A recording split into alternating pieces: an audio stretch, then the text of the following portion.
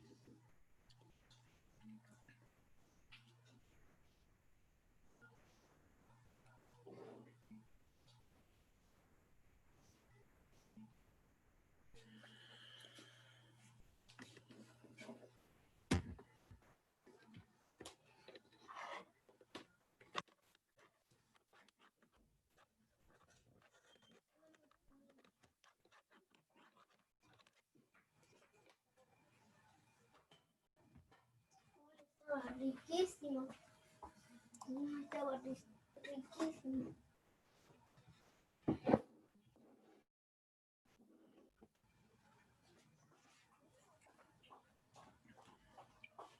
Jóvenes, buenas noches. Vamos a iniciar la clase del día de hoy. ¿Ok? ¿Se escucha bien el audio, jóvenes? Sí, profesor. Ya. La clase del tema del día de hoy es la farmacología de coagulación sanguínea. Vamos sobre todo, a poder saber un poco más profundo de lo que es la coagulación exactamente. Y vamos a hablar sobre todo aquellos medicamentos más comunes y más usados, que es lo que se refiere al todo el proceso de la coagulación sanguínea.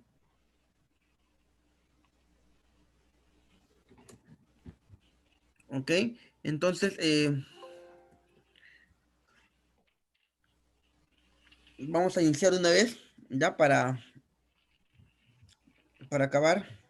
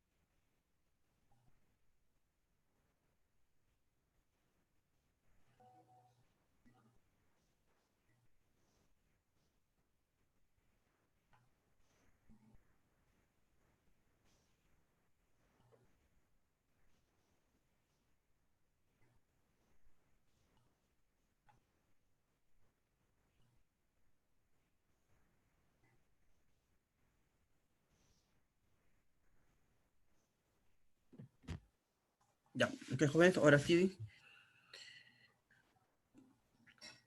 Entonces hemos mencionado que el tema de hoy día es lo que corresponde a la farmacología de coagulación sanguínea. Vamos a ver el tema, los temas de hoy, ¿ya? Eh, Estos temas tenemos que, antes de abarcar directamente la parte farmacológica, tenemos que hablar un poco de lo que refiere a la farmacología de la coagulación, en la cual se tienen algunos aspectos generales de ella, ¿no? Por ejemplo, nos menciona que de una otra forma, en condiciones normales, la sangre permanece fluida, ¿no? Es decir, mantiene un camino, mantiene una dirección, mantiene un volumen, ¿no? Y que de una otra forma puede coagularse en presencia de soluciones de continuidad en la pared vascular, ¿no? ¿Eso qué quiere decir? Que ante una ruptura, ante una falla, de repente ante un proceso de coagulación que sobre todo se da en esa pared vascular, ¿no? Puede originarse lo que refiere a la coagulación, ¿no? ¿No? Y de una otra manera, para regular estas propiedades, coexisten en la sangre, nos dice mecanismos generadores, ¿no? Y estos mecanismos generadores van a ser generadores de fibrinógenos y fibrinolíticos, ¿no? Que se mantienen en constante equilibrio ante la ruptura de las fases, ¿no? Y esas fases son. Cuando hablamos, antes de entrar a las fases, cuando hablamos de fibrinógeno o fibrinolíticos, nos refiere a elementos muy importantes de de la coagulación, ¿no? Dado que en la parte eh, fisiología, o en la parte fisiológica, si lo podemos llamar así, de la coagulación, interviene eh, eh, bastante lo que son estos dos elementos, ¿no? Lo que son fibrinógenos y lo que es fibrinolíticos, ¿no? Pero de repente ustedes se preguntarán que de una otra manera, ¿no? Tenemos que referir qué es de repente un fibrinógeno y qué es un fibrinolítico, ¿no? En líneas generales, ambos son proteínas, ya son proteínas que se encuentran solubles en la sangre, especialmente el fibrinógeno se encuentra soluble en el plasma sanguíneo, ¿no? Y el fibrinógeno va a desencadenar, ¿no? El origen o la aparición, o en unos casos se puede denominar como el precursor de la fibrina, ¿no? Y la fibrina es un elemento eh, eh, responsable, más que nada, para la formación de los coágulos, ¿no? Que se dan en la sangre, ¿no? Sobre todo cuando se produce una determinada herida, una determinada lesión, ¿no? Se desencadena una activación del fibrinógeno y ello va a dar origen a la fibrina, ¿no? Eh, que, que posteriormente la fibrina va también a actuar o va a producir una actividad, ¿no? De la trombina, y la trombina va a actuar o es netamente el proceso de coagulación, ¿no? Entonces hay varios eh, características, ¿no? Importante de lo que es la fibrina y el fibrinolítico, ¿no? No hemos hablado de los fibrinolíticos, ¿verdad? ¿No? Entonces, hemos dicho que la fibrina, o el fibrinógeno, es una proteína muy importante que es un soluto, o está soluble más que nada en el plasma sanguíneo específicamente, ¿no? Y que de una otra forma va a ser el precursor o el que va a dar origen a la fibrina, y la fibrina actúa netamente en la coagulación, ¿no? En la formación de coágulos, ¿no? Eh, Cuando hablamos de un fibrinolítico, ¿no? Hablamos netamente ya de fármacos, ¿no? De fármacos o de aquellas sustancias que de una otra forma ¿no? Van a desencadenar una determinada actividad, ¿no? En algunas literaturas incluso lo pueden encontrar que los fibrinolíticos actúan o son una especie de proteasas, ¿no? Y proteasas, todo lo que caben asas, jóvenes recuerden que son generalmente enzimas, es decir, son enzimas proteicas. Y estas enzimas proteicas van a actuar de una forma, sea en forma muy secuencial, es decir, bueno, en pocas palabras, directa o indirecta, por así mencionarlo, ¿no? En, en un elemento muy conocido como es el plasminógeno, ¿no? Y ese plasminógeno, como el fibrinolítico va a actuar en el plasminógeno, ¿qué es lo que va a hacer, no? El plasminógeno va a desencadenar también una transformación, ¿no? Una transformación se va a transformar, ¿no? El plasminógeno y se va a transformar en plasmina, ¿no? Esta plasmina, una vez catalizada, es decir, una vez accionada por diferentes enzimas, va a producir una degradación, ¿no? Una degradación de la fibrina, ¿no? Y hemos dicho qué cosa es la fibrina, la fibrina netamente es el proceso de coagulación. Entonces, en conclusión, eh, o en castellano, en resumen, en términos para que me puedan entender, entonces, en la coagulación existen dos procesos, ¿no? O dos proteínas o dos enzimas proteicas, ya que van a actuar en la coagulación. Uno para coagular y uno para disolver el coágulo. ¿Quién va a actuar para coagular? La proteína y el fibrinógeno, actuando en otras sustancias, ¿no? Hasta producir fibrina y la fibrina va a producir el proceso de coagulación, o mejor dicho, el coágulo netamente. Y por otro lado, fibrinolíticos, que son como enzimas proteicas, que de otra forma también van a actuar en quién, va a actuar a través de la plasmina, va a actuar en la fibrina con el fin de reducir o de disolver el coágulo que se ha formado. Jóvenes, entonces en base a eso, ¿no? Se produce una serie de fases, una serie de procesos, ¿no? Porque la coagulación no se da así de la noche a la mañana, no se da la coagulación, te cortaste si fue un rápido va a coagular, no, sino tiene fases, ¿no? Y una de esas fases, y el cuerpo actúa de una manera muy, pero muy sabia, es con respecto, eh, a la vasoconstricción, ¿no? A la vasoconstricción, ¿no? Y eso qué quiere decir, porque si el vaso sigue dilatado, es decir, si el vaso sigue ampliado, y hay una ruptura o una lesión en esa pared vascular, lo más probable es que nos sigamos desangrando, ¿no? Y de acuerdo a la situación o del vaso sanguíneo que ha sido lesionado, puede ocurrir un mayor sangrado o puede sangrar más o producirse una hemorragia, ¿no? Entonces, entonces, eso es lo que va a producir. No se va a vasodilatar el vaso, al contrario, va a ser una vasoconstricción. Es decir, de lo que sí está ancho o normal el vaso va a cerrarse, ¿no? Cerrarse con el fin de que el volumen sanguíneo se reduzca también en cantidad. Este proceso de vasoconstricción del vaso dañado o del vaso lesionado se llama o hemostasia, se llama hemostasia primaria, ¿no? Entonces, ese es el proceso. Hemostasia primaria a la primer acto de defensa, entre comillas, o mecanismo de defensa, o mecanismo de equilibrio que tiene ante un vaso lesionado, que va a ser vasoconstricción.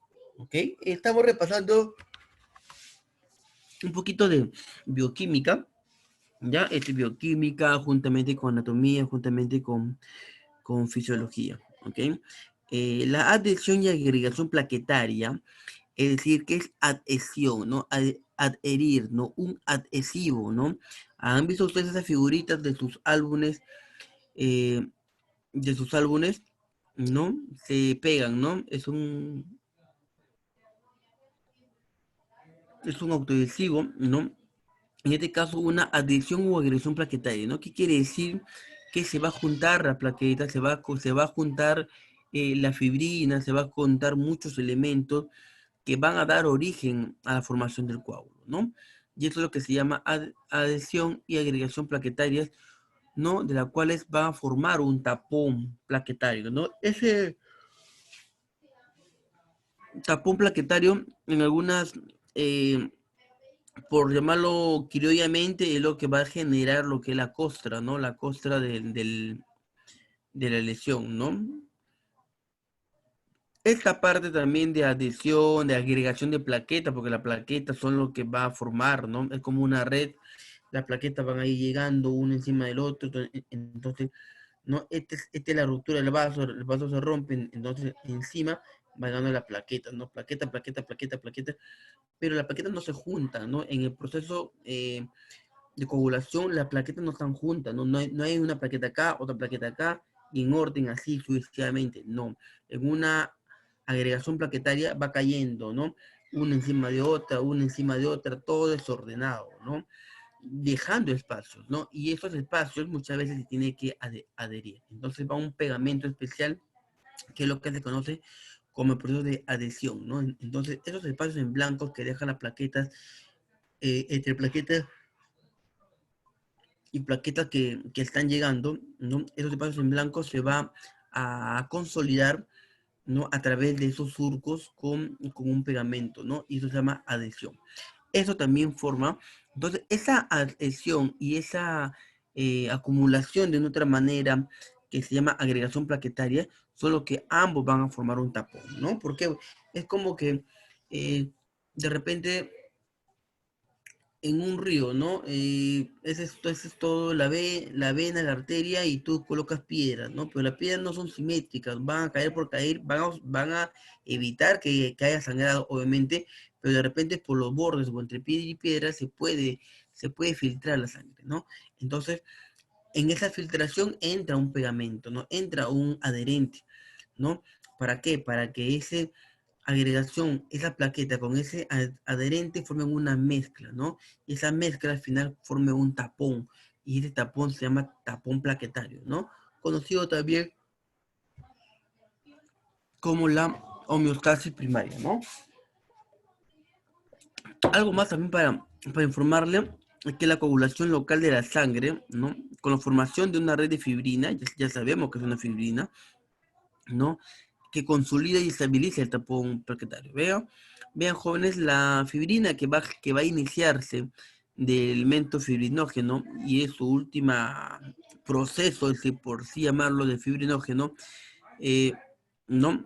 Esa fibrina se va a consolidar y va a estabilizar el tapón plaquetario, ¿no? Entonces lo va a fijar, ¿no? Lo va a fijar netamente y lo va a consolidar, lo que comúnmente conocemos como la costra, pero en este caso de consolidar y de estabilizar ese tapón plaquetario se va a llamar una hemostasia secundaria, ¿no? Entonces, tenemos de una otra manera estos procesos, ¿no? Que van a generar que van a generar o son las fases de la coagulación. Ok, jóvenes, hasta acá tenemos algunas preguntas, jóvenes. ¿Todo claro? ¿O Sí, no me estoy dejando profesor, entender, algo jóvenes? claro. Jóvenes, jóvenes. Sí, profesor, algo claro, escuché. Está bien. Sí, profesor. ¿Los demás jóvenes estamos bien? Están durmiendo, creo, profe. Al tiro, no estamos durmiendo. Buenas noches. Profesor, buenas noches. Profesor, buenas noches. A mí sí me van a disculpar si estoy un poquito No, estamos irritado. escuchando, profesor. Profesor, no se preocupe. ¿Cómo A mí sí vamos me a van dormir? profesor. A ver, como les digo, ¿no? A mí sí Miro, me van a ¿por qué hablas disculpar. eso? Una broma, compañera. Ya, profesor, continúe, por favor. Y a mí se van a disculpar, de repente vean la diapositiva nomás, no vean mi rostro porque sí estoy un poquito delicado de salud. Va, Estoy profesor, con muy algunos bien. medicamentos, no estoy con COVID por si acaso, ya, pero Dijo No hay nada, nada en la profesor. taza. ya, es así, no es error de tu pantalla, así es mi rostro, ya, ya. No tenga Entonces, miedo, profe. sí, estoy con un poquito de cefalea, de malestar, gripe y parece que, y los ojos como que están brillando, ¿no? Pero igual estamos acá para seguir dando información, ¿ok? Entonces, hemos visto un poquito, ¿no? ¿Cierto? Entonces, todo lo que le he explicado, jóvenes, vamos a tratar de plasmarlo, por así llamarlo, en una parte mucho más dinámica, ¿no? Entonces, hemos dicho que la coagulación tiene 3 etapas, ¿no? Una de vasoconstricción, otra de adhesión y de agregación de plaquetas, y la tercera fase es la estabilización de este tapón plaquetario, ¿no? En resumen, ¿no? En tal sentido, entonces, ¿qué se produce primero ante una hemorragia o ante una lesión de un vaso? ¿Qué se produce? Se produce una vasoconstricción o un vasoespasmo, ¿no? Dejémoslo como vasoconstricción, ¿ya? Porque el vaso acá creo, bueno, es un error de tipeo, no es generalmente un vasoespasmo, es una vasoconstricción, es decir, el espacio del lumen, ¿no? De un vaso sanguíneo se reduce, eso es lo que produce primero, ¿ya? Una vez que se reduce ese vaso sanguíneo y ya existe una lesión de por medio, lo que va a hacer es el cuerpo tan sabiamente va a comenzar a generar, ¿qué cosa? El tapón plaquetario, ¿no? ¿Y cómo lo va a generar, ¿no? Entonces se va a iniciar lo que es el tapón plaquetario. ¿Y cómo se va a iniciar? Mediante 2 procesos. Uno de ellos es la agregación plaquetaria, es decir, van a ir llegando las plaquetas, pero tengan en cuenta que las plaquetas llegan y se juntan unas a otras, pero no simétricamente, ¿no? No se juntan eh, ordenadamente. Entonces simplemente una llega encima de otra y como van llegando, van acumulándose, acumulándose, acumulándose, con el fin de tapar por todos los lados la hemorragia, ¿ya? O el sangrado, ¿no? Pero como les dije, como vienen a tapar las plaquetas, como sea, mejor dicho, pero no están juntas. Entonces, ¿qué es lo que quiere el cuerpo para que forme un tapón? No tiene que estar juntas. Entonces, muy aparte de que se produce una agregación plaquetaria, se tiene que producir una adherencia. ¿Eso qué quiere decir? Hay una sustancia tipo pegamento que va a pasar o se va a mezclar con las plaquetas y le va a dar ese fortalecimiento, ¿no? Es como una pared, ¿no? Es como una pared joven, ¿no? Si nosotros colocamos ladrillo por ladrillo por ladrillo, no agarra ese soporte, ¿cierto? ¿No? Lo empujamos y no. Pero ¿qué tiene que ir entre cada ladrillo, no? Tiene que ir una mezcla, ¿sí o no? Tiene que ir el cemento en este caso, ¿no? El cemento que va a cumplir la función de estabilizar esa pared, ¿no? De darle fuerza, de darle consistencia. Imagínate que coloquemos ladrillo por ladrillo, ¿no? De repente por entre cada ladrillo se puede pasar agua, puede pasar otros elementos. Igual es en la coagulación. Si colocamos plaqueta por plaquetas, puede seguir filtrando el sangrado. Pero si le anexamos un pegamento, en este caso una adherencia, entonces esas plaquetas ese espacio que hay entre plaqueta y plaqueta ya no va a haber, se va a juntar. Y al juntarse todo, se va a formar un tapón. Y ese tapón se denomina tapón plaquetario. Y ese mezcla con el El pegamento y la chiquillo que le va agregación a quitar, lo va a plaquetaria, tirar. ¿no? Esa mezcla lo que va a hacer es consolidar, ¿no? Darle fortaleza, ¿no? Lo que va a hacer, ¿ves? Acá ves, consolidar y estabilizar a ese tapón, ¿no? Entonces, después de ese proceso, formación del coágulo de fibrina, ¿no? Después de ese proceso, que la fibrina también va a intervenir bastante porque hemos dicho que la fibrina va a actuar en la formación de ese tapón plaquetario. ¿no? Después de ese proceso que ya se ha formado, viene el otro proceso, ¿no? El fibrinolítico, lo que le hemos dicho en la anterior diapositiva, ¿no? El fibrinolítico, en diferencia al fibrinógeno, que a la larga forma la fibrina, el fibrinolítico lo que va a hacer es más que nada la disolución del coágulo, ¿no? Poco a poco tiene que disolver el coágulo. ¿Por qué? Porque el coágulo, si se disuelve por naturaleza propia, puede producir que ese coágulo o trombo viaje por los diferentes vasos sanguíneos y por ahí pueda toparse con una arteria muy, pero muy pequeña, de la cual, de acuerdo a la dimensión del coágulo, puede obstruir, ¿no? Entonces, y esa obstrucción puede desencadenar de repente otra patología, como por ejemplo un infarto, ¿no? ¿No? Entonces, eso es lo que se tiene que prevenir también, ¿no? Que esas plaquetas o ese tapón plaquetario que se ha formado, no viaje por el torrente sanguíneo, porque puede obstruir y esa obstrucción puede desencadenar una falta de oxigenación, puede desencadenar que la otra zona donde está obstruida no reciba los nutrientes adecuados, no haya una adecuada oxigenación, haya una hipoxia y puede generar una muerte tisular, ¿no? ¿No? Parte necrosada, ¿no? Por falta de oxígeno, ¿no? En forma negruzca, negra, y un infarto porque por la polipoxia, ¿no? Por el oxígeno y los nutrientes que no está recibiendo. En base a ello, el cuerpo también va a generar, ¿no? un mecanismo de compensación y va a producir a través de fibrinolítico una serie de procesos también con el fin de degradar o de disolver el coágulo que se ha formado por la fibrina, ¿no? Lo que hemos visto, ¿no? Esa disolución del coágulo a la postre o a la larga va a hacer una retracción del coágulo, ¿no? Entonces lo va a degradar, lo va a sintetizar ese coágulo para que no sea dañino para nuestra salud, ¿no? En conclusión, este es lo que hemos visto con sus diferentes etapas en la diapositiva anterior, en donde la homeostasis o donde la hemostasia, que diga, es el mecanismo que tiende a evitar la pérdida de sangre, ¿no? La hemostasia, cuando hablamos de coagulación, hablamos de una hemostasia. Ya que hace la hemostasia, evita Activa, la hijo, para que vea. de sangre, El audio también. Puedo hablarle. ¿ya? Por extravasación. Caramba, soy. ¿Tienes? Feliz cumpleaños, padrino. Pásala bien. ¿No puedes ahora saludar? Me voy. Jorge Silvera, apaga tu audio. Apaga tu audio, Jorgito. Feliz cumpleaños. Jorge, apaga tu audio.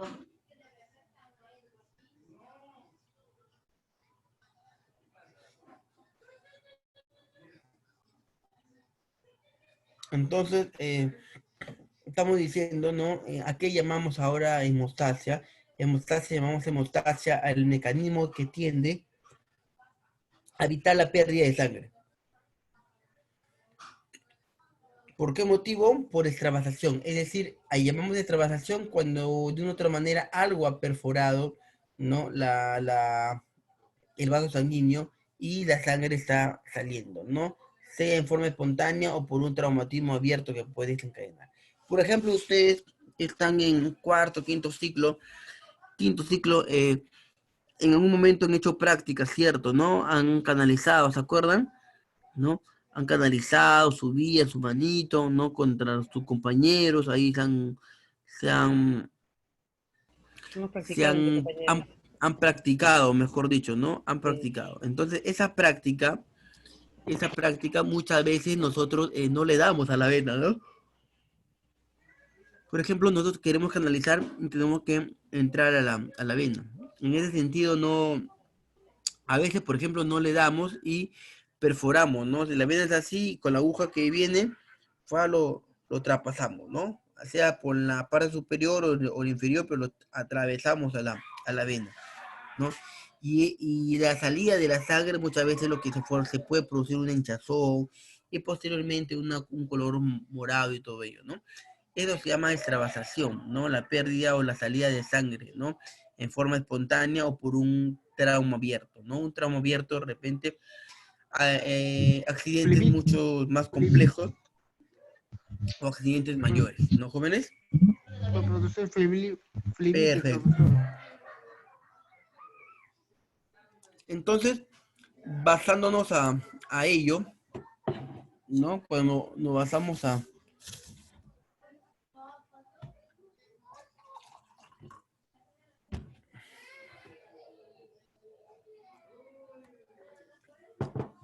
Entonces, trastorno de la coagulación, ¿ya?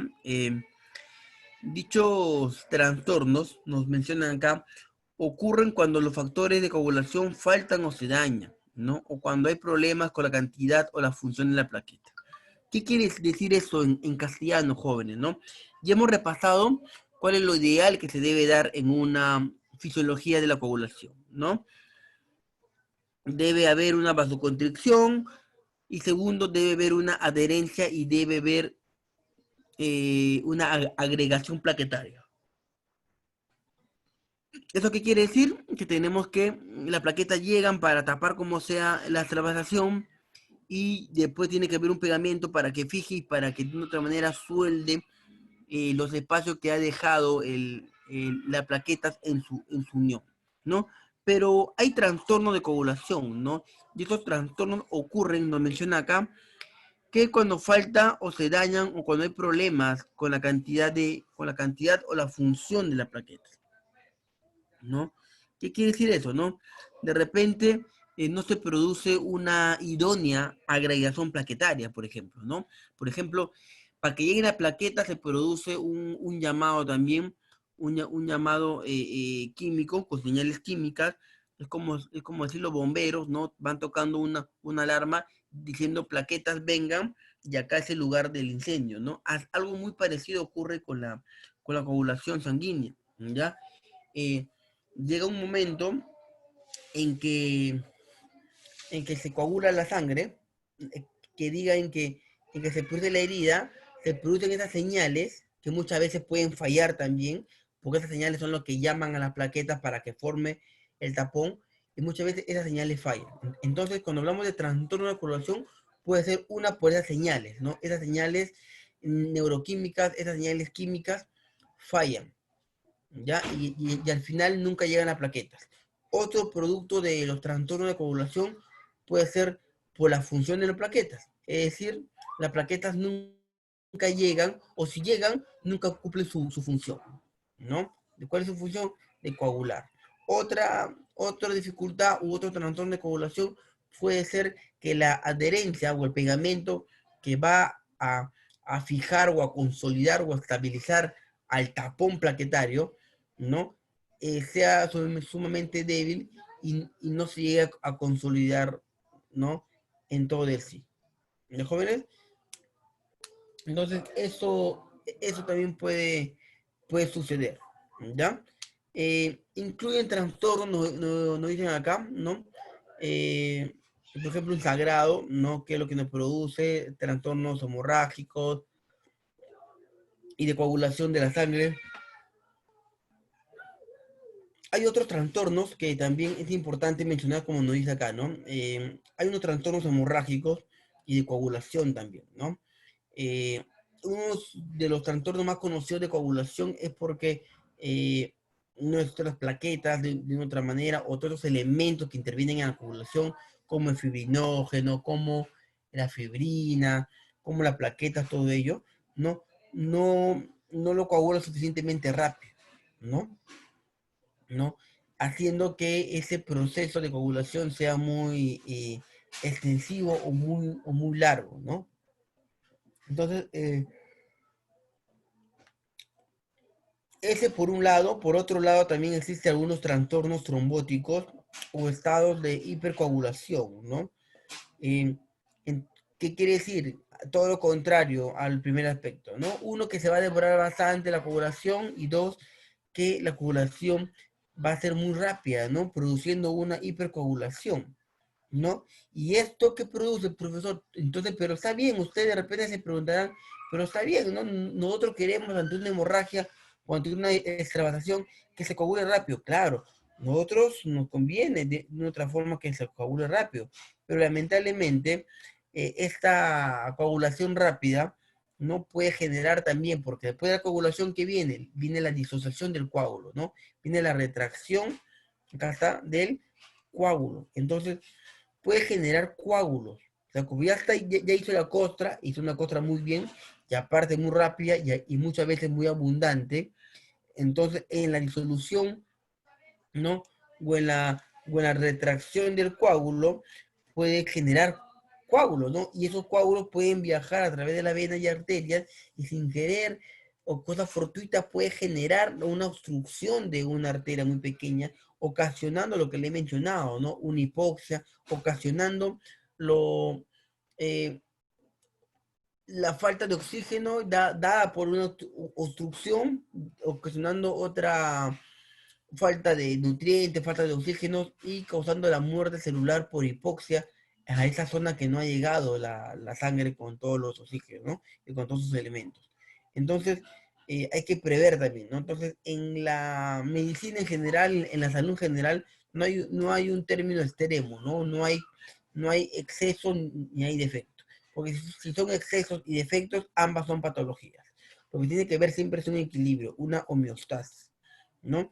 En tal sentido, ¿qué es lo que nos dice, no? Que la coagulación es el proceso porque la sangre líquida pasa a convertirse en coágulo de sangre, ¿no? Y ya sabemos quién lo convierte, ¿no? Fibrinógeno, al final es la fibrina, solo que van a convertir, ¿no? A través de una vasoconstricción, a través de una mezcla de adherencia y de plaquetas. ¿Para qué? Para consolidar, para estabilizar al tapón plaquetario, ¿no? Se va a convertir, ¿no? La sangre líquida pasa a convertirse en coágulos de sangre semisólidos, ¿no? A este proceso evita que se pierda sangre al dañarse los vasos sanguíneos, ¿no? ¿Cuál es el fin de repente de formar un coágulo? Es que no se pierda sangre, ¿no? ¿Por qué? Porque si se pierde sangre va a disminuir el volumen, puede disminuir el volumen cardíaco, puede disminuir la resistencia, ¿no? De los vasos periféricos, y hasta puede generar un infarto, ¿no? Como consecuencia de ello, ¿no? Entonces, evita que se pierda la sangre al bañarse con los vasos sanguíneos, ¿no? Denme un minuto, jóvenes. Un minuto, por favor.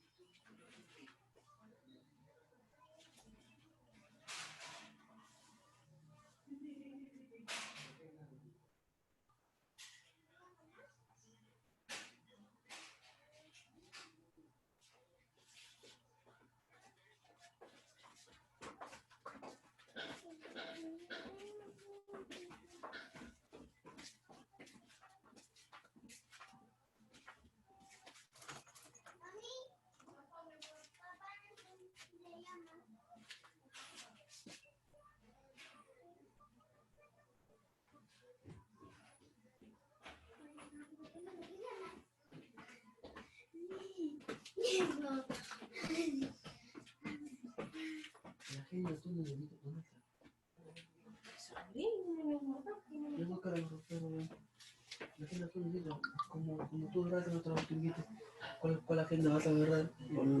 Eso sí hace tiempo. No, pero no, bueno, la agenda solo no está. Fíjate, doctor, bien, saca las cosas por...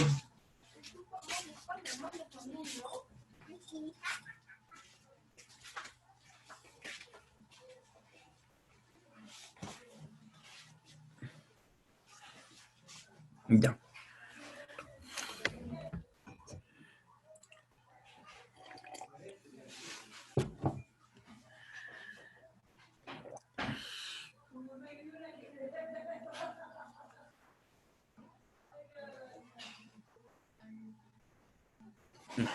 Los jóvenes.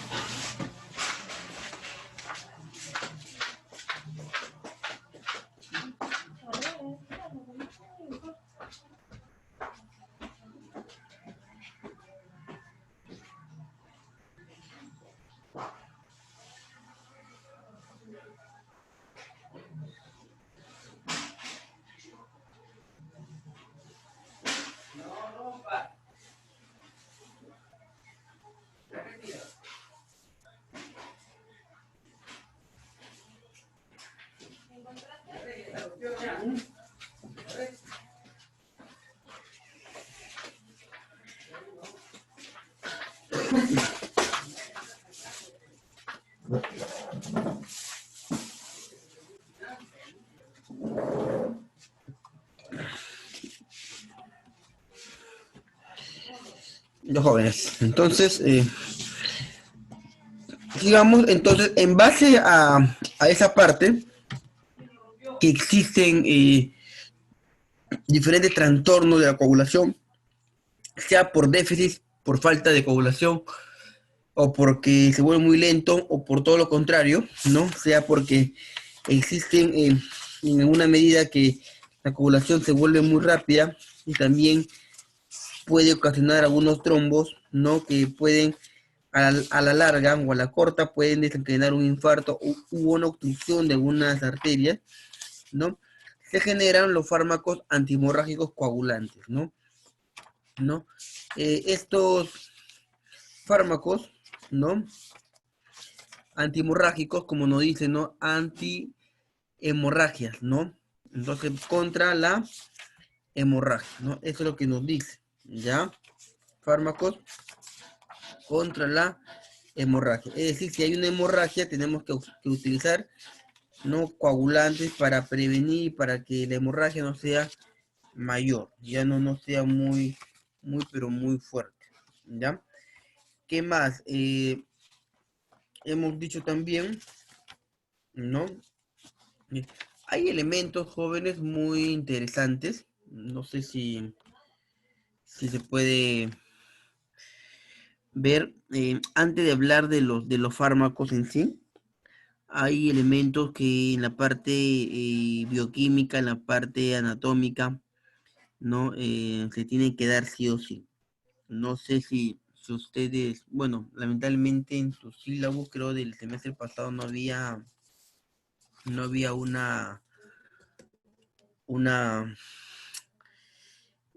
tema, si no me equivoco, de coagulación, no preciso bien, pero si gustan ustedes lo podemos repasar así en forma muy rápida la fisiología, ¿ya?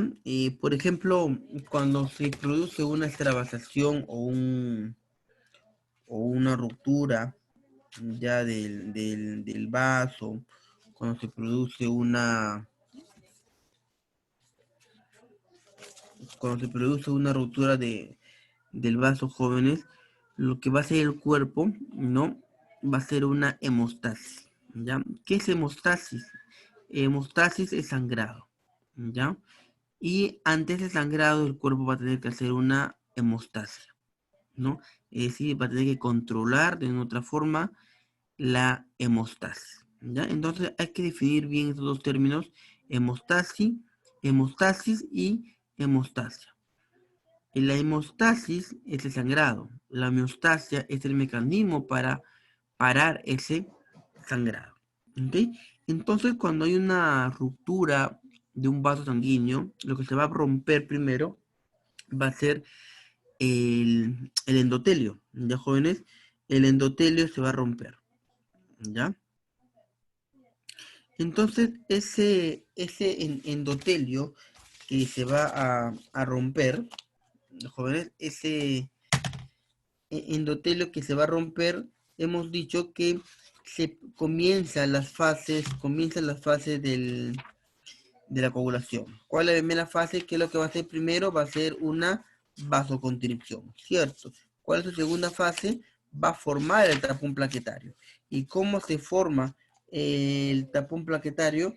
El tapón plaquetario se va a formar mediante la agregación plaquetaria, es decir, durante que se juntan las plaquetas, y mediante la adherencia, es decir, una sustancia que va a pegar a todas esas plaquetas que se han juntado en forma desordenada con el fin de prevenir que siga sangrando el cuerpo, ¿no? Entonces, hubo una ruptura en el endotelio, ¿no? Se produce ahora una vasoconstricción, ya llegaron las plaquetas, ¿no? ¿Y por qué son importantes las plaquetas, ¿no? En ese famoso proceso que se llama agregación plaquetaria. Y eso, de repente, ustedes tendrán un signo de interrogante, ¿no? La plaqueta, ¿por qué? Porque la plaqueta de una otra manera, va a liberar algunas sustancias también, ¿no? Dentro de la coagulación. Una de esas sustancias es la serotonina, ¿no?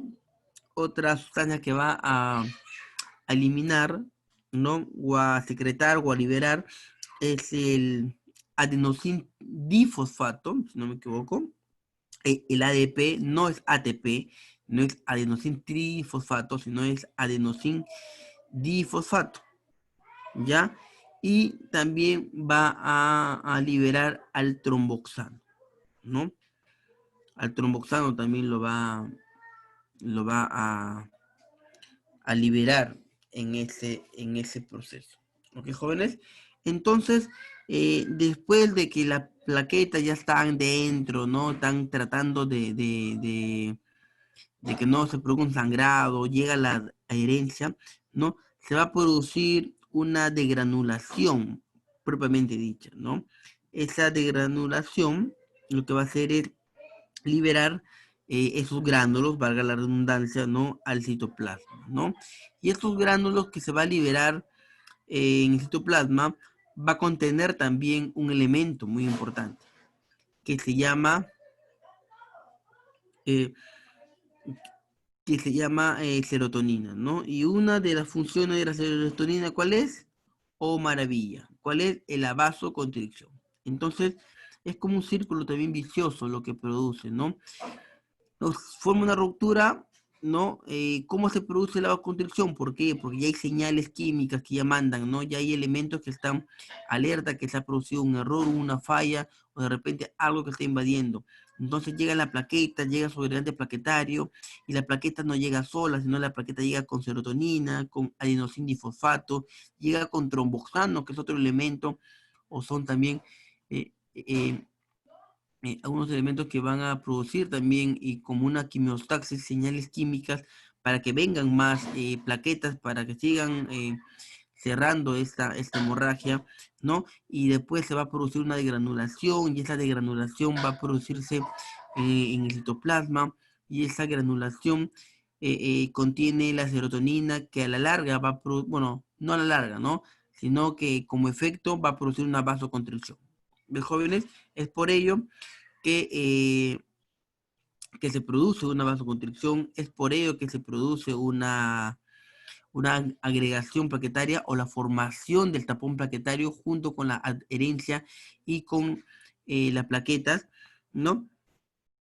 Y obviamente, ¿no?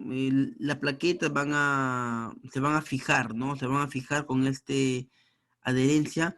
Después también hay elementos importantes que intervienen, como el colágeno, donde le va a dar una consistencia, una estabilidad a este tapón plaquetario, ¿no? ¿No? Entonces, eso en líneas generales para no olvidarme netamente, para no olvidarme se lo he mencionado. Ya, jóvenes, disculpa mamá, más bien si me fui de tema, ¿ya? Pero bueno, hay cositas que de repente es bueno volver a, volver a escuchar, ¿ok? Entonces, en base a eso, ¿no? ¿No? Entonces, en base a eso, ¿no? En base a ello, hay fármacos antihemorrágicos. Es decir, cuando se producen hemorragias, fármacos que tienen que formar el proceso de coagulación. Es decir, formar una o hacer una vasoconstricción, que ahí también está un proceso, o de repente hacer un agregante plaquetario para que las plaquetas se fijen más con la adherencia, ¿no? Y o si no, darle una estabilidad o una estabilidad, algo muy contundente al tapón plaquetario, ¿no? En tal sentido, hay fármacos que son proagregantes plaquetarios. ¿Ves? Justamente lo que le mencionaba, ¿no? Proagregantes. ¿Qué es pro? Progesterona, ¿se acuerdan? Pro es a favor. Tiene su pro y su contra, como muchas veces están sus palabras en su vocabulario. ¿Qué es pro? Tiene sus cosas buenas a favor y en contra, bueno, obviamente lo que no está a favor, ¿no? Entonces, tiene fármacos proagregantes. ¿Qué quiere decir con proagregantes? ¿A favor de qué? A favor de la agregación. En este caso, fármacos a favor de la agregación plaquetaria. ¿Qué no quiere decir?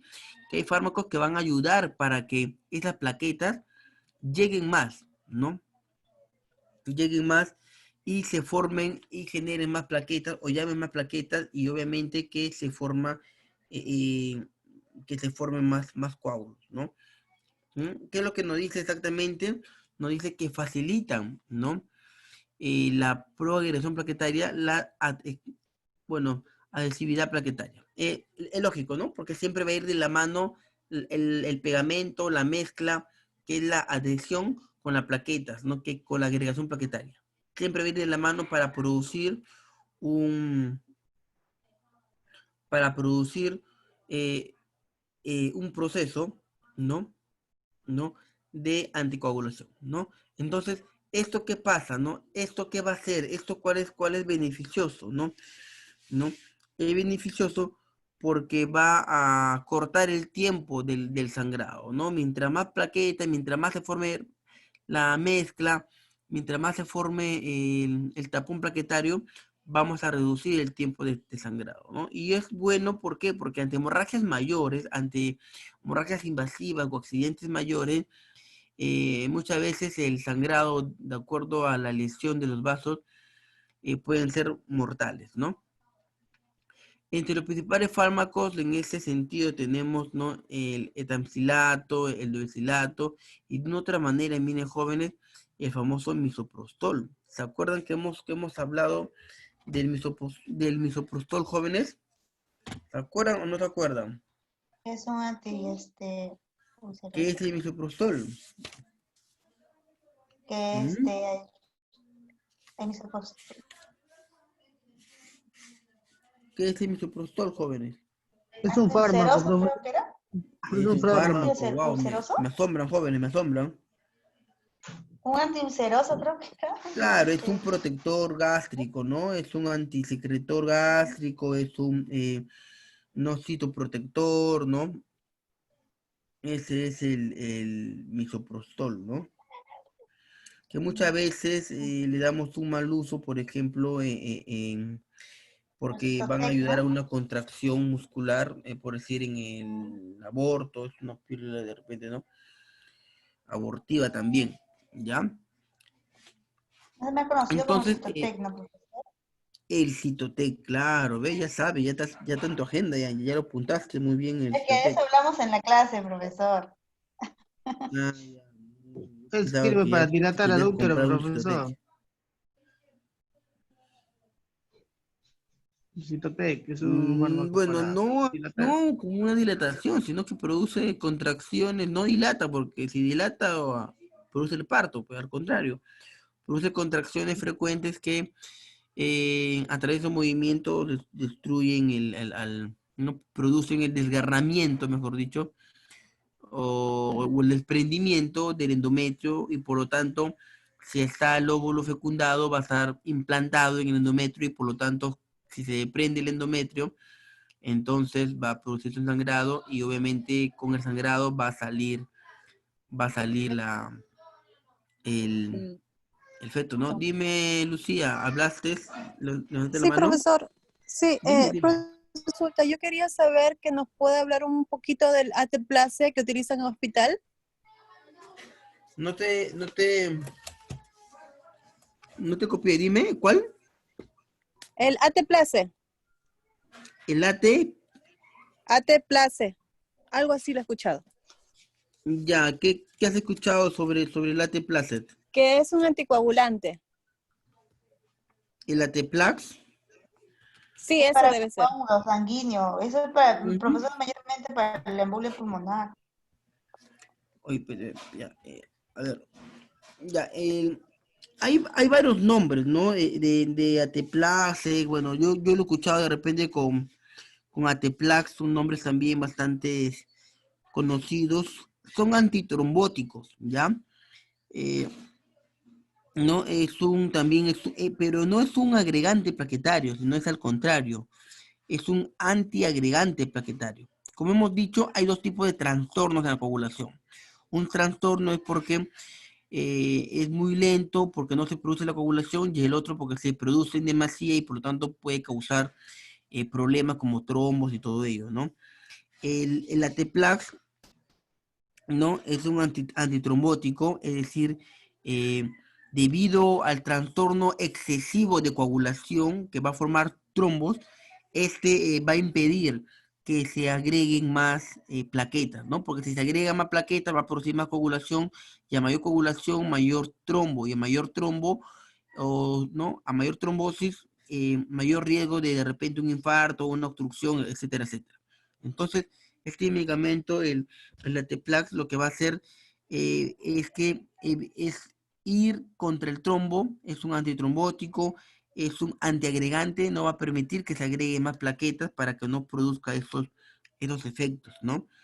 ¿Qué más? Es bastante utilizado en accidentes cerebrovasculares, ¿ya? Es bastante, en cerebros isquémicos sobre todo.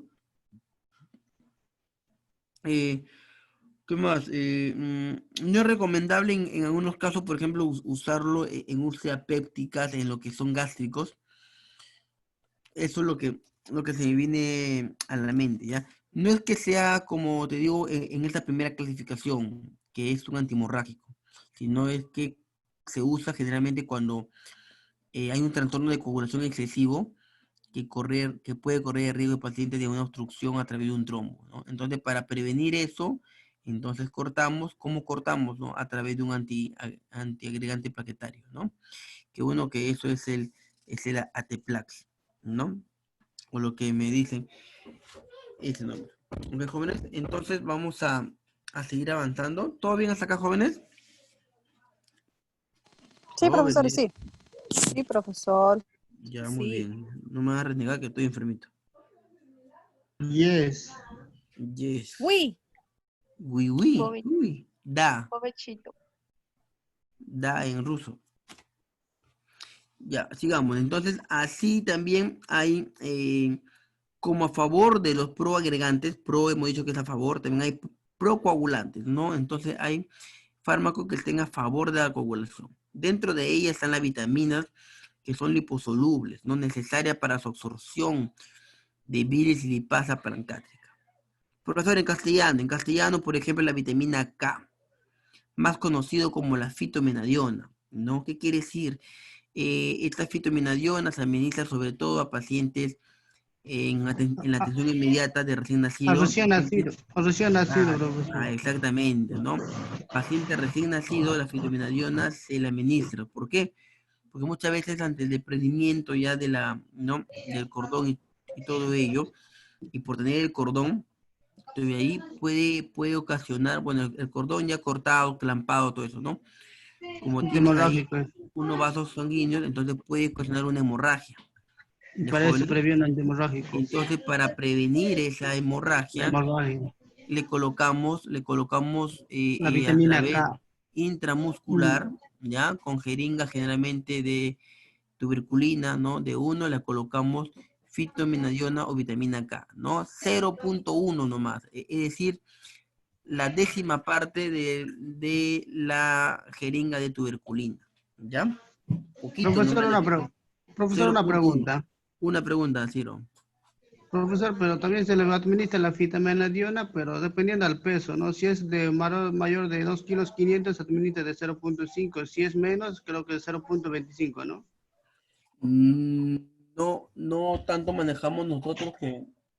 Porque yo, profesor, cuando estaba con una licenciada ¿cómo se llama? En neonatología, yo he visto que así se hacía. Así. No lo manejamos tanto así, mi estimado. Nosotros en lo que es la administración de fitomenadiona, para nosotros es estandarizado 0.1. Ah, ya, profesor. Es 0.1 que de una jeringa de 1 mililitro, es decir, de un cc, la décima parte, ¿no? Que es 0.1.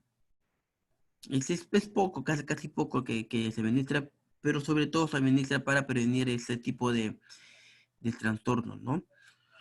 De repente te estás confundiendo con, bueno, por peso en recién nacido, es de acuerdo a la vacuna, ¿no? De acuerdo a la vacuna, por ejemplo, la BCG que recibe o la hepatitis pediátrica. Pero de igual forma no varía en cantidad, sino que si baja de los 2 kilos simplemente no recibe la vacuna por ser un recién nacido con bajo peso, o o si pasa de los 2 kilos para arriba porque ya cambió la norma, recibe la cantidad normal, ¿no? Antes la norma técnica de vacunas en recién nacido nos decía que menor de 2 kilos y medio no puede recibir BCG ni hepatitis B pediátrico. En 2018 cambió la norma para bien, la cual nos manifiesta que menos de 2 kilos no recibe, pero mayor o igual de 2 kilos sí recibe igual. Antes nos decía 2 kilos y medio, ahora la norma nos dice 2 kilos, ¿ya? Pero la misma cantidad es la misma dosificación, ¿ya? De igual forma en lo que es los niñitos, ¿no? Los recién nacidos, en una atención inmediata, que es una actividad natural y propia de enfermería, ¿no? En la atención inmediata de recién nacido, colocamos muy aparte de muchas actividades como la antropometría, el peso, la talla, ¿no? Cuidado y la limpieza de cordón umbilical, ¿no? La administración de la tetraciclina, ¿no? Que es para en los ojos, ¿no? ¿No?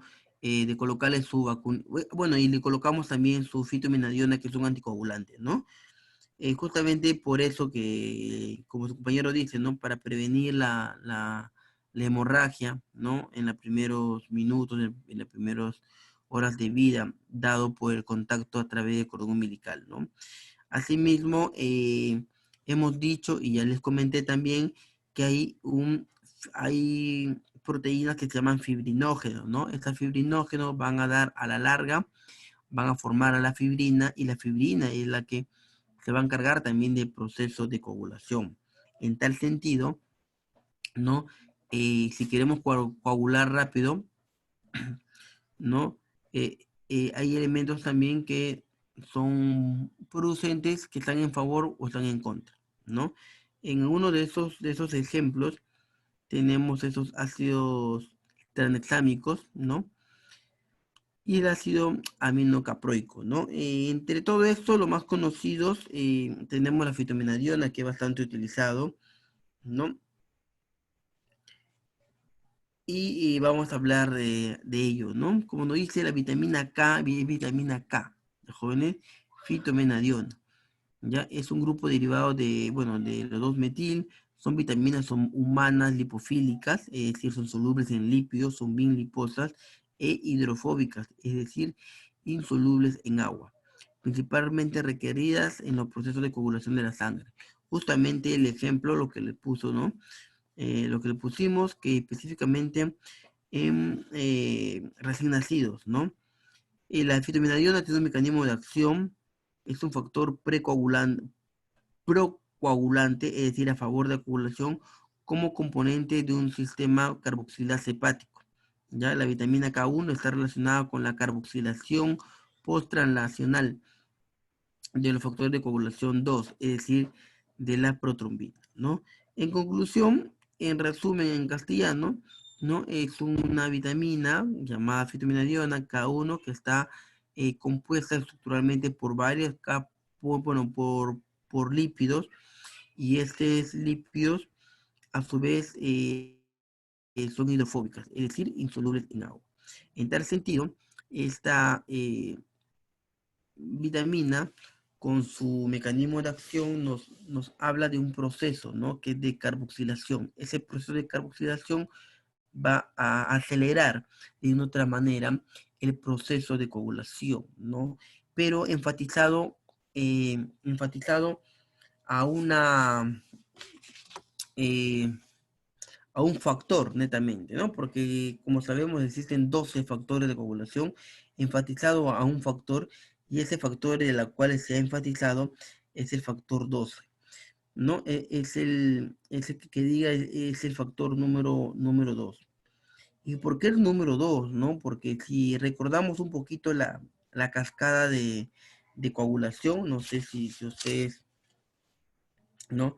Recordarán la cascada de coagulación, ¿no? El factor 2, el factor de coagulación 2, que es la protrombina, ya está bastante relacionada al factor 7, al factor 9 y al factor 10, ¿no? ¿Y por qué? Porque entre estos 4 factores, ¿no? El 2, el 7, el 9 y el 10 va a formar un triángulo, ¿no? Un triángulo vicioso, en el mejor sentido de la palabra, ¿no? Un triángulo que va a dar origen, ¿no? A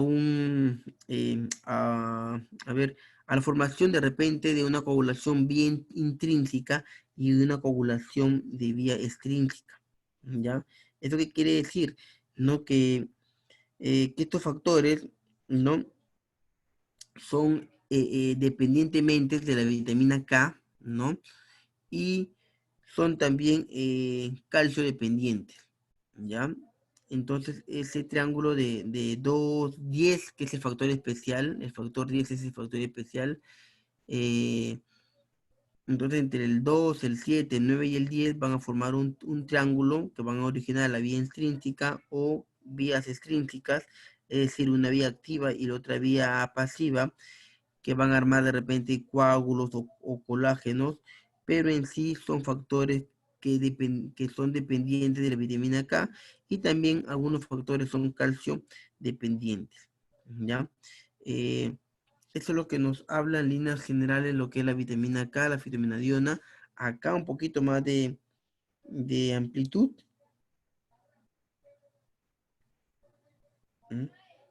Acá un poquito más de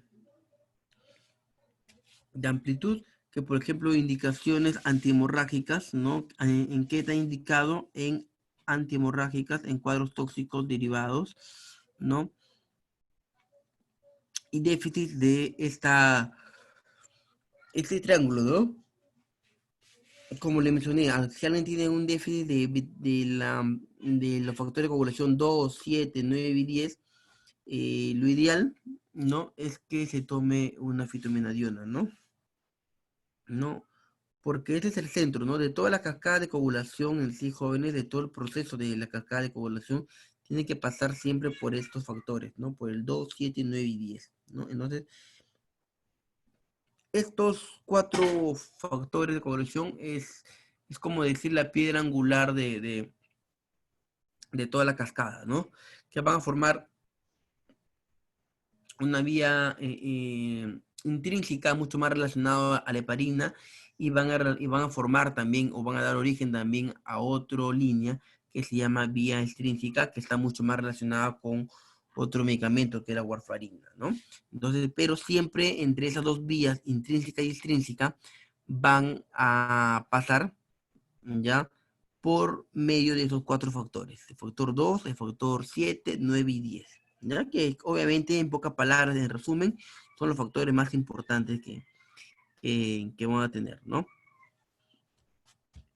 Entonces, hay contraindicaciones, ya también hay unas interacciones, hay dosificaciones también, siempre previa, previa prescripción del médico, ¿no? Eso hay que tener en cuenta, ¿ya? Otro problema es el factor 8, ¿ya? ¿No? Entonces, acá también se los dejo, ¿no? Sus indicaciones, profilaxis en hemorragias, complicaciones complicadas, por ejemplo, las hemorrágicas de la hemofilia A, ¿no? ¿Saben qué es una hemofilia A, jóvenes? Los pacientes hemofílicos, ¿han escuchado? ¿Alguien tiene alguna idea que son hemofílicos? Profesor, según mi concepto, los hemofílicos son los que se golpean y se hacen un hematoma en cualquier parte que se golpea. Ya, claro, me das No, ¿por qué no respeta mi espacio? no, bueno, es un ejemplo, ¿no? Lo que me has dicho, ¿no? Pero en sí un término mucho más, de repente, científico, Porque que le la sangre. es una hemofilia. Hemofilia, hemo de sangre, filia. Pero sí, o sea, tienes toda la razón, mi estimado, ¿no? No, es un proceso en el cual se golpean y se vuelven, y está morado todavía, entonces no hay un adecuado proceso, ¿no? Pero lo que más mencionado es el ejemplo, ¿no? De repente, alguien que me puede decir a un poquito más ordenado qué es la hemofilia, porque hay varios tipos de hemofilia incluso, ¿no?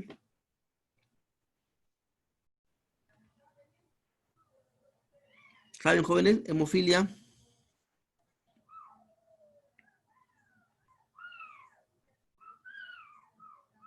Profesor, que la sangre no hace afiliación con el agua del cuerpo. No tiene una buena coagulación. Una buena coagulación.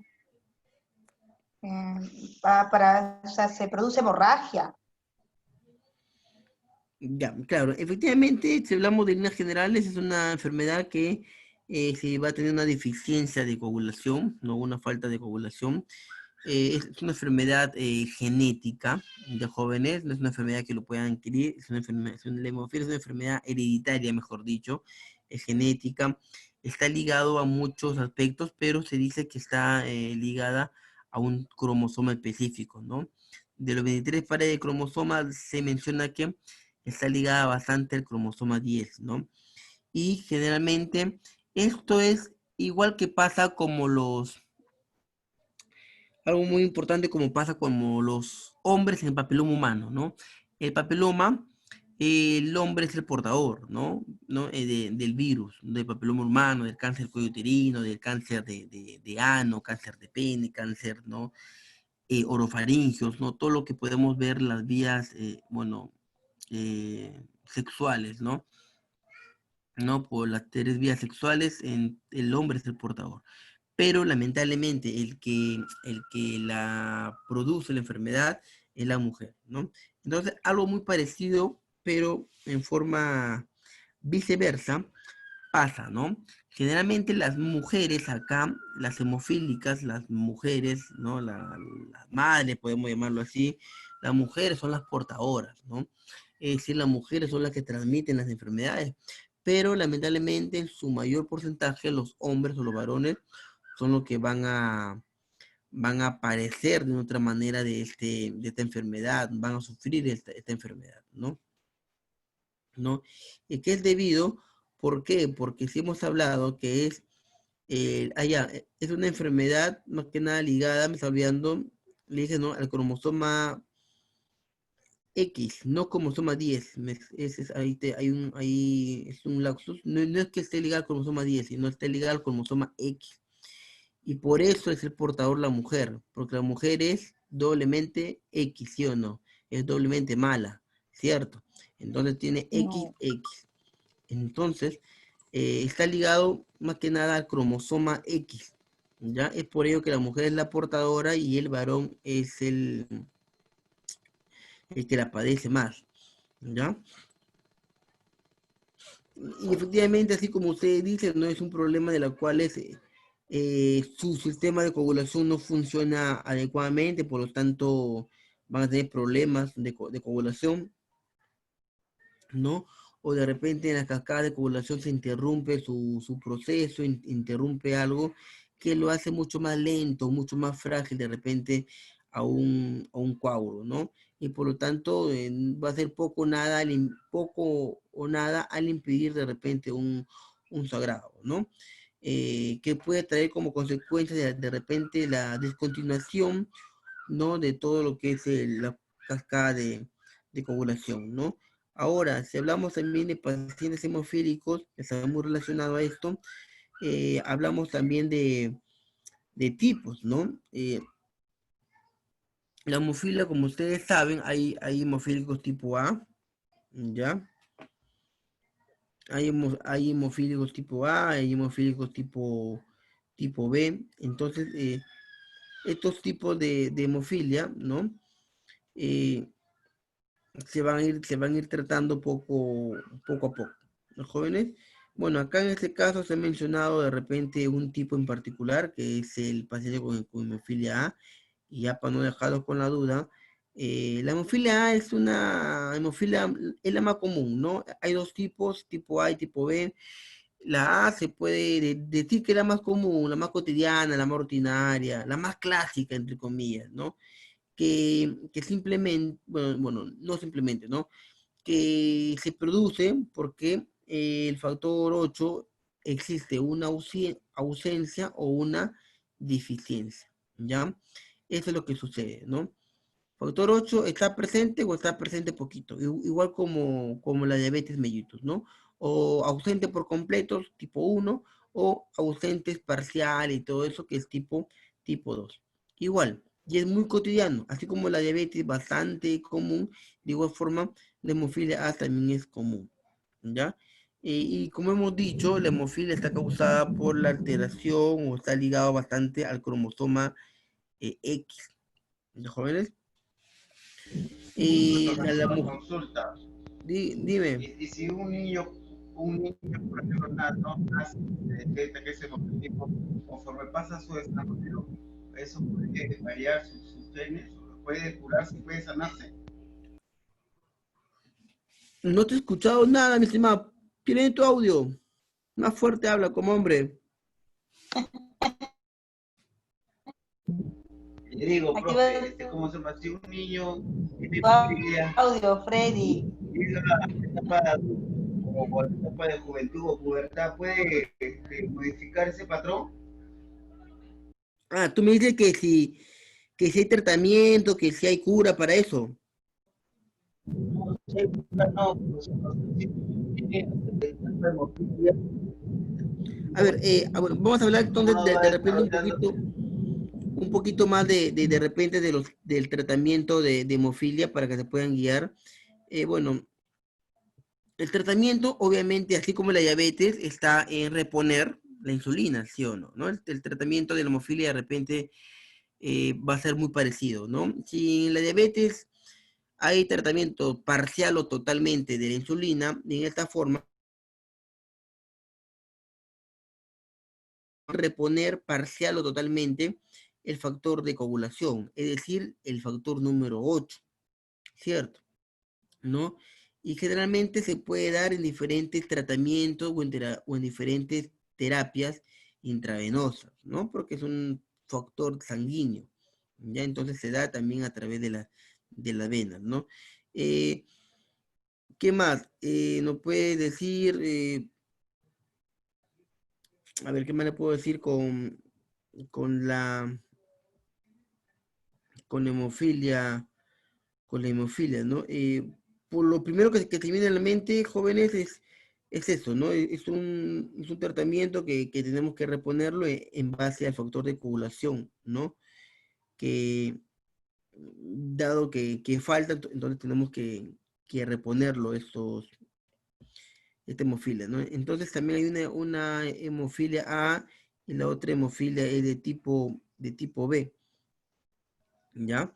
Eh, de repente alguien más pueda ver, de repente, bueno, como digo, un tratamiento inmediato, ¿no? Para reponer, porque si un niño nace con eso, entonces a la larga tenemos que de una otra manera compensarlo, ¿no?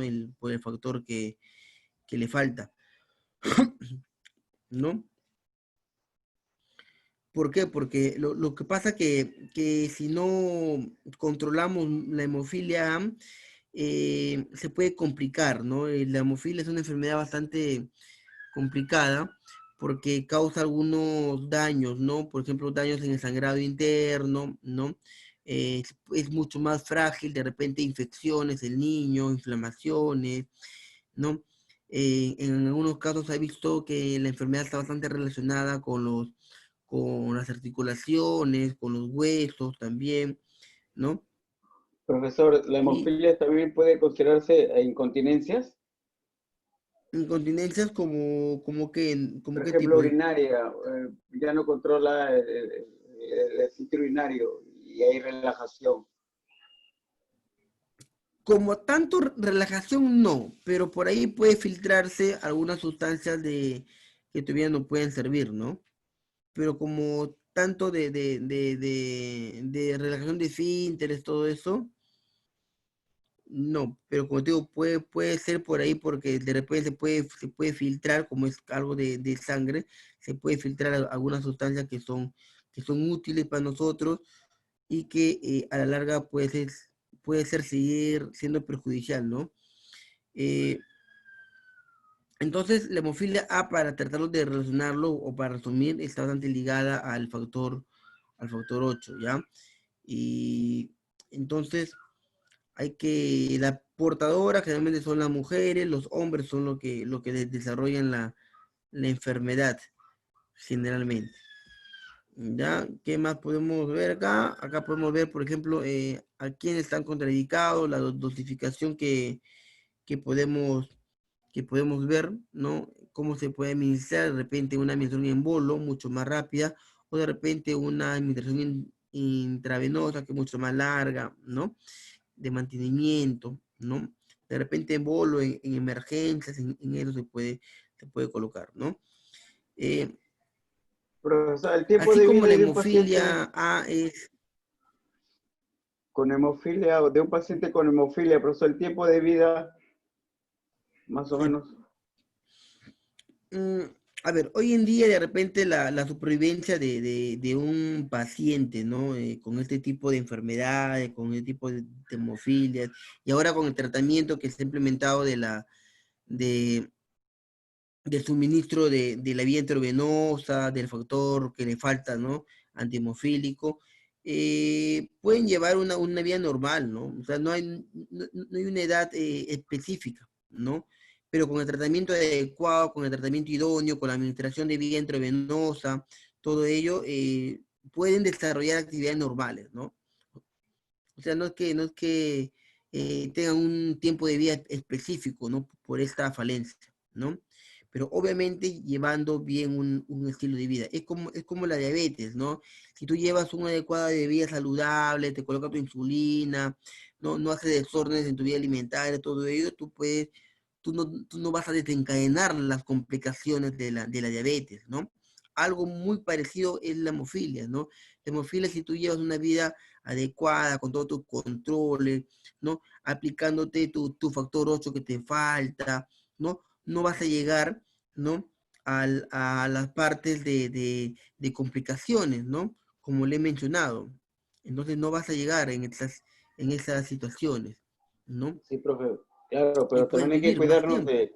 del medio externo, ya que un paciente con hemofilia, ya Ah, el claro, medio bueno. externo, él ya no lo controla, ya, entonces cualquier golpe, cualquier no, un daño que Claro, vaya a causarle el obviamente hay medio que ambiente bastante le cuidado con puede, esos aspectos externos, sin lugar a dudas, ¿no? claro, en Claro, cuanto al soporte trabajo, es muy también ya no va a ser importante, igual, ¿no? Su trabajo también claro, ¿no? varía.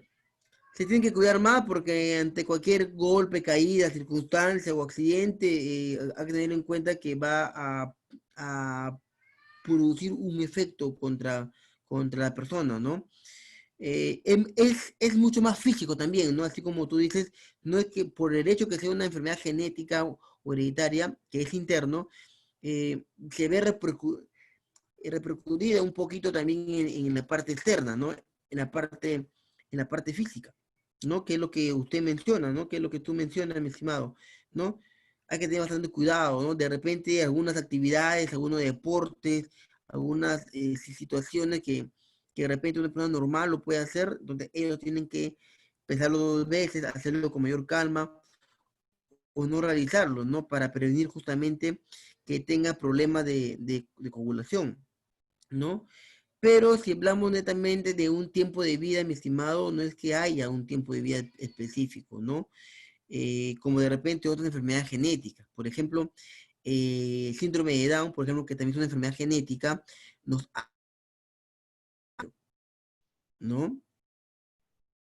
De una promedio, ¿no?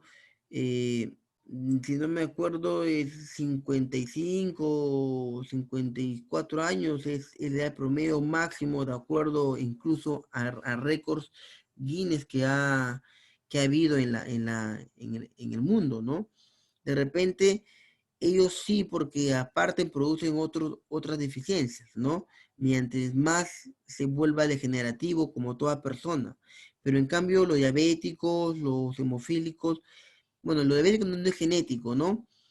Bueno, por ahí hay unas teorías que puedes decir que es genético, pero me refiero a que no hay un tiempo específico, ¿no? Si hay tratamiento, tienes que seguir tu tratamiento al pie de la letra y obviamente tomando y reduciendo aquellos factores de riesgo que pueden desencadenar de repente una aceleración en el proceso de salud contra esa persona, ¿no? No sé si me he dejado entender, mi estimado, o mis alumnos en general. Sí, profe, de mi parte sí. El mío ¿Ya? también. Sí, Entonces, entendí. mira, son temas muy, muy interesantes, la verdad. Mira, es un curso de farmacología lo que estoy llevando, pero a la larga parece de repente curso de adulto 1, adulto 2, porque abarcamos temas y está relacionado y como todos ustedes quieren saber también, entonces se le amplía también el espacio para que ustedes puedan averiguar, ¿no? Saber, preguntar, etcétera, etcétera, ¿no? Entonces, creo que es el factor 8, ¿ya? Después, sí, de ellos, sí, ¿no? Yo creo que vamos a dejarlo hasta acá, ¿no? Lo que es la fitomenadiona, todo lo que son coagulantes, hemos visto lo que son coagulantes, ¿no? Los fármacos que van a ayudar a coagular, ¿ya? ¿No? Y vamos, bueno, con la fitomenadiona y tu factor 8 y todo ello, y lo dejamos más bien para el día viernes, todo lo que fármacos, lo que son a los anticoagulantes, ¿ya? Estos fármacos son ejemplos, entonces dejamos de repente para otra clase, para el día viernes, los anticoagulantes, ¿ya? Bueno, para cerrar la idea, las hemofilias A es porque le falta factor 8 y las hemofilias B es porque le falta factor 9, ¿ok? Hasta acá, jóvenes, ¿tienen alguna pregunta?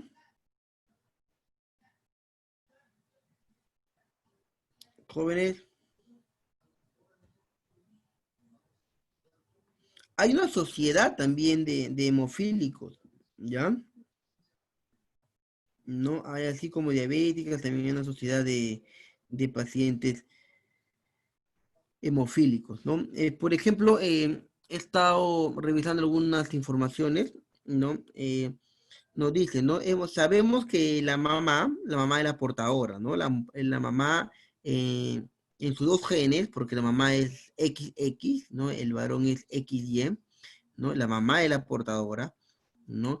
Eh, entonces la mamá como tiene XX, uno de sus cromosomas X, ¿no? Porque la mamá es XX y el varón es XY, la mamá es una de sus genes o de sus cromosomas X, está ahí la aportación, si se puede llamar, ¿no? De esta patología, ¿no? Y si por qué motivo y si nos recordamos de la ley de Gregorio Mendel, ¿no? ¿No? Entonces, eh, si esa pareja de un padre sano no tiene hemofilia y la mamá sí tiene hemofilia y tienen, por ejemplo, cuatro hijos, de acuerdo a la ley de Mendel, cómo se combina todo ello, un hijo puede nacer de repente XY, que es varón, probablemente totalmente sano, pero su otro hijo varón, XY, puede nacer con ese cromosoma X. A ver, no sé si me dejo entender. La mujer siempre va a dar X, ¿cierto? Siempre va a dar el cromosoma X. El hombre va a dar el cromosoma Y, ¿no? Si sale un niño, ¿no? Si sale un varón, la mujer va a dar uno de sus dos X y el varón va a dar su Y, ¿no? Que tiene, ¿no? Normal. Su y sale un varón. Entonces sería XY. Si el varón da su Y, estamos bien, porque no es porque está sano, pero si la mujer da su Y sano, entonces el niño va a salir sanito. El detalle está cuando la mamá o cuando la mujer va a dar de repente su otro cromosoma Y, que es el patológico, ¿no? Entonces, miren, la mamá va a dar su cromosoma Y, el patológico, y el varón, si es varón, ¿no? Si el niño es, bueno, si su hijo es varón, entonces el hombre va a dar su cromosoma Y, ¿no? Y es ahí cuando X con Y va a salir un varón, pero con una gran posibilidad, o casi totalmente, que su hijo salga con hemofilia, ¿no? Porque la mamá lamentablemente, de los dos Y, uno malo y uno bueno, el enfermito los dio. Y nació el niñito, su hijo, con hemofilia. Y así mismo puede pasar si, por ejemplo, es una mujer, ¿no? Si es una mujer, ¿no? La mujer va a dar Y, no, la mujer va a dar X. Y si da el X sano, el hombre que está sano también va a dar X. XX nació una mujer. Entonces, ambos dan los sanos y la niña va a salir sana. El detalle es que cuando la mujer da su cromosoma X malo, y ahí ¿qué va a encontrar? Va a encontrar a, al cromosoma X también del papá. Y el cromosoma X del papá está limpio, no está sano. Entonces, en ese caso, la niña va a salir igual que la mamá, portadora. Es decir, tiene dos X, pero un X malo de la mamá y el otro X bueno del papá.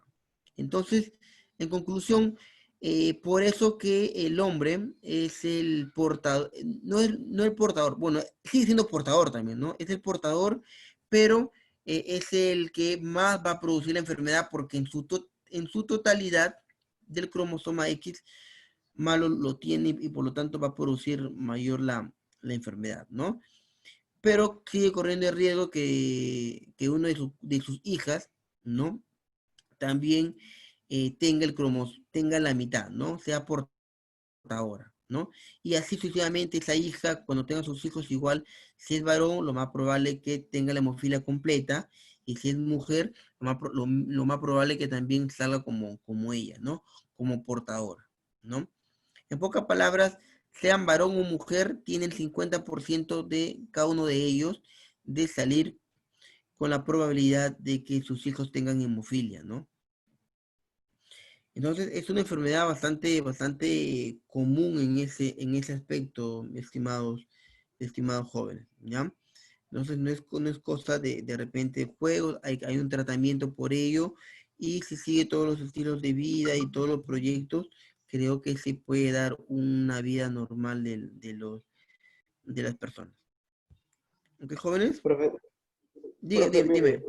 Yo le tengo una consulta, mire, por ejemplo, yo tengo mi abuelita y mi otra tía en este caso, ¿no? Mis primos, mis tíos, mejor dicho, son homofílicos, ¿no? Tengo primos ¿Tus ya tíos? fallecidos, claro, ya vendrían a ser mis tíos, ¿no? Que son los primos hermanos ¿Ya? de mi papá, de mis tíos, ¿no?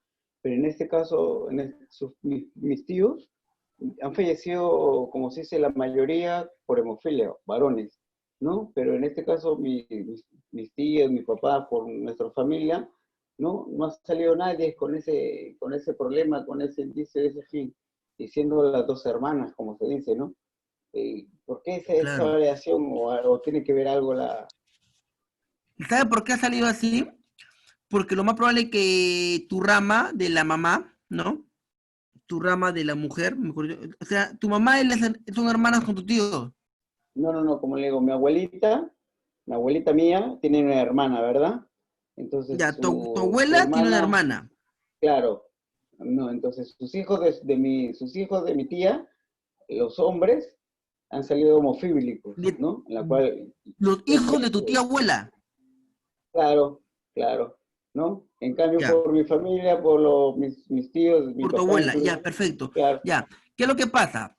Ahí lo más probable es que la mamá de tu abuela, ya, la mamá de tu abuela haya sido hemofílica. La mamá de tu abuela, o sea, tu bisabuela es la hemofílica ahí. Y como es hemofílica, como te explico, tiene 2X, ¿no? Dos cromosomas X por ser mujer. Entonces se entiende que un cromosoma X está dañado. Cuando tuvo sus hijas, ¿no? Tu bisabuela, ¿no? Nació ahí tu abuela y nació ¿quién? Nació tu tía abuela, ¿sí o no? así es, claro, Ya, sí, entonces, perfecto. tu tía abuela tiene genes de tu bisabuela, obvio, y si es mujer, tiene 2X, ¿sí o no? Sí, Entonces, lo más perfecto. probable es que tu tía abuela haya recibido el gen X malo de tu bisabuela, es decir, el gen portador de tu bisabuela. Y tu abuelita ha recibido el gen X bueno de tu bisabuela. Vuelvo a repetir, tu bisabuela tiene 2X, ¿sí o no? Ya. Porque es mujeres XX. XX. XX es mujer, ¿no? Hombres XY. El hombre es XY. Entonces, tu tía abuela recibió lamentablemente, ¿no? Como es mujer, entonces también tiene 2X. Un X de su papá, que está sano, que es bueno, pero recibió el X malo de su mamá. Pero tu abuelita recibió el X bueno de tu papá, porque tu papá no es el portador, pero recibió el otro X bueno de su mamá. Entonces, ambos son XX, pero tu tía abuela ya tenía un X malo y tenía un X bueno. En cambio, tu abuela tenía 2X buenos. Por lo tanto, toda la descendencia por tu parte de tu abuela, nadie salió con hemofilia. Pero por el lado de tu tía abuela, ¿no? Por el lado de tu tía abuela, ella ya tiene un X malo. Y ese X malo lo puede haber transmitido a sus hijos. ¿Me entiendes? Y al transmitir sobre todo a los varones, la mamá va a dar el malo, el papá va a dar el X, entonces el X no pesa contra el Y, contra el X, y por lo tanto es mucho más fatal en varones, ¿no? Claro, profesor, Es usted por hace un ello momento que también mencionó la ley de Mendel. Eso quiere decir que en las generaciones próximas se pueden dar, ¿verdad? Entonces, nosotros podemos de repente tener ese X malo oculto, ¿no? En la no, cual podemos de repente, ¿no? no, Contagiar a genes. Se no lo estoy porque, explicando, el profesor, supuestamente que la abuela tiene 2X no porque, bueno y obviamente se porque casó la con tu abuela. descendencia ya de tu abuela, si ninguno de sus hijos, es decir, de tu papá o tu mamá, no sé de quién es Papá, profesor, papá, ya, por eso ya, por pues ya, varón. ya, claro. Tu abuela, ¿no? Tu abuela tiene sus hijos, ¿sí o no? Sí, ¿Cuántos son? sí. Somos 8 varones. Ya, 8. ¿Y alguien de los 8 fue hemofílico? No, hasta ahorita, no, como le digo, no han tenido ni una manifestación, ya Ya. son adultos, no, Entonces, pero sus lo primos más de probable ellos es sí que por la tienen. rama de tu abuela no haya hemofilias, ¿no? El detalle está por la rama de tu De tía la tía abuela, abuela. de la tía Ah, abuela, ya. Ah, ¿no? ya no hay Ellos se van ni a tercera seguir, generación, y como puede ser para preocuparse, claro, nada. van a seguir todavía, ¿no? Ahora, se Uf, dice también, genéticamente hablando, que una enfermedad desaparece cuando 3 generaciones continuas no manifiestan la enfermedad, ¿no? En este caso, Tu bisabuela la manifestó, tu bisabuela ha sido portadora, tu abuela no, sus hijos, o sea, tus tíos o tu mamá o tu papá tampoco, y ustedes son la tercera generación. Entonces, si tus hijos, ¿no? Si tus hijos, si hasta ahora en esas 3 generaciones todos están limpios, entonces lo más probable es que continúen así, ¿no? No siendo hemofílicos. Ya bien, profe. Gracias por la aclaración, Ya. profe. Gracias. Ya, chicos, entonces continuamos el próximo viernes 18, creo, ¿no? Viernes 18.